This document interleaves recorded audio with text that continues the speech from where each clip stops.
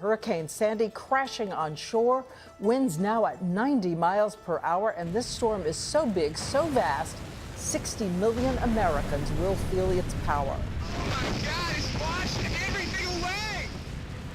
Words could not explain what we walked into and what I saw on my way to work.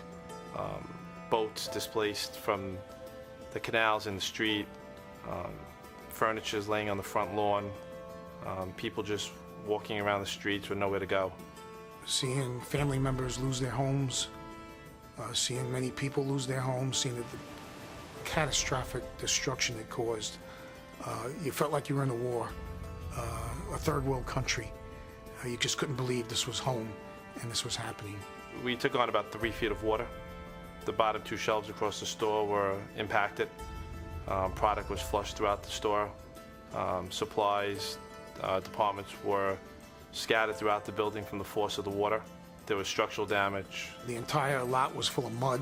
It was quite a mess, and every aisle was full of water. The product was all over the floor everywhere. And you looked at it and say, wow, what are we going to do to get this place open for business? I think the biggest thing for the management team was to make sure that we could find and locate each and every one of our associates. And you know, we had to go to numerous shelters, make numerous phone calls, to even driving by people's houses, just to ensure that we could contact each and every associate. And then the ones that were affected, what do we need to do to help them get through this? We had an associate who lost everything. Her pastor called me and said that, you know, we have Beverly. She's at a shelter. She has nothing but the clothes on her back and her dog, and she's totally out of her apartment. It's gone.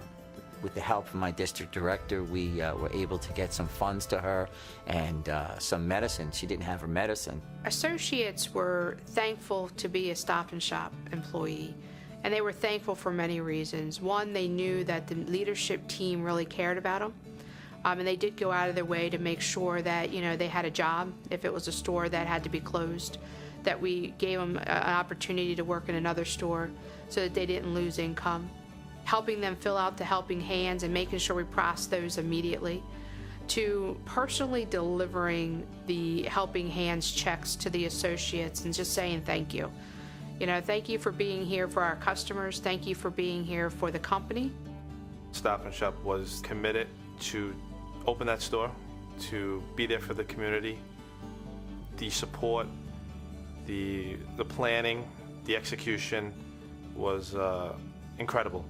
Massive undertaking to clean up the store, get all the water and sand out of the building, throw away all the product, restock the store, sanitize, clean everything, and done 24 hours a day till we got to where we could open. Our first customer, when we opened the building after being closed for 2 weeks, was a gentleman who went right to the floral department and bought his wife a bouquet of flowers just to cheer her up. Days and days and days went by, people just coming to charge their phones and buy some groceries and to thank you for being there for them, because they said if we weren't there, they would have absolutely nowhere to go. And if anybody came in and asked for a donation or needed something, we were there to give it. We didn't ask questions. We just helped everybody that we could. We won a lot of customer loyalty during that time period that we still have today. I was very proud. On the first block that we went down with the truck and the food, I was recognized right away by a customer, and she was in tears. She hugged us. They were working on their house for days. No electricity, no running water. The sight of us just made her go into tears, and she was like our best advertisement, and she's getting people out of her houses, and they're like, look, Stop and Shop is here, and they're helping out, and they have food and water, and it made me feel real proud to be associated with the company that did that.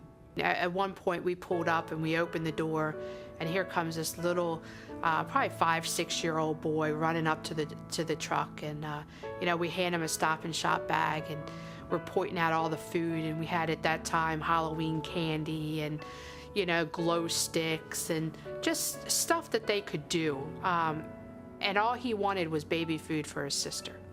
He didn't care about himself. I think that's what makes it worthwhile. I know the challenge on the upper management level of trying to prepare for something like this and trying to react to something like this. I just think the Stop and Shop team went way beyond expectation. They were well prepared. They were ready to go. They jumped on it. And every day when they left me, they said to me, "Is there anything you need?" And it was just amazing. Anything we needed, they got for us. The team did everything we asked them to do and more. They weren't only in their stores, they were there for their associates, their customers, but they were in the community. And, you know, there was so much on their plate, and they kept taking more and more. And, you know, there wouldn't be anything that I would change. I'm actually just extremely happy with every level of execution that each team did. As a company, my associates, my team, we went without thinking twice about it and helped out. And that's what being a good neighbor is all about.